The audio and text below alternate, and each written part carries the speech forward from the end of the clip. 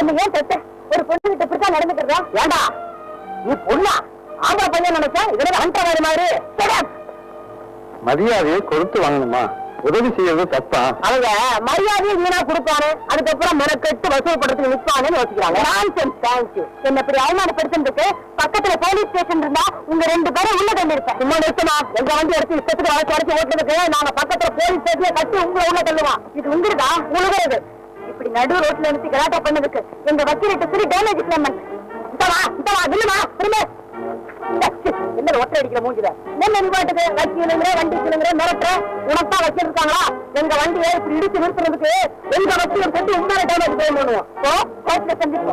சந்திச்சு காட்டாமையா ரெஸ்ட் மாதிரியே வார்த்தையை மட்டமா வருது. அண்ணா அம்மா போற வேகத்தை பார்த்தா ஞாயிற்றுக்கிழமை